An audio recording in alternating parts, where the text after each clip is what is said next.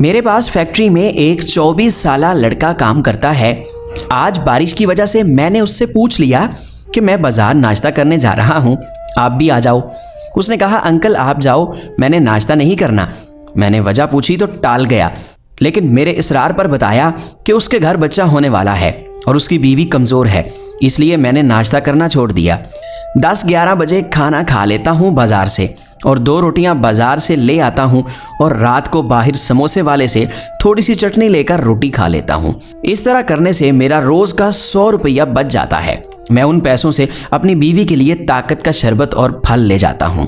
میں سوچتا رہا جس بچے کے پیدا ہونے سے پہلے باپ بھوک کاٹ رہا ہے، کل جب بڑھاپے میں پہنچے گا تو میڈیا سے اور لبرلزم سے متاثر یہی تعلیم یافتہ بچہ کہے گا باپ سے کہ آپ کوئی اچھا کام کر لیتے، آج ہمارے پاس بھی دولت ہوتی۔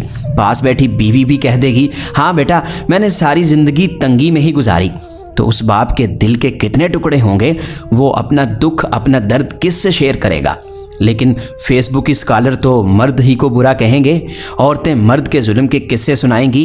اس وقت معاشرتی حالات یہ ہیں کہ مرد پس پس کر عورتوں کی خواہشات پوری کرنے میں اپنی جوانیاں تباہ کر رہے ہیں، اور عورتیں مظلوم بننے کا ڈھنڈورا پیٹ رہی ہیں۔ خواتین سے معذرت کے ساتھ، لیکن یہ حقیقت ہے۔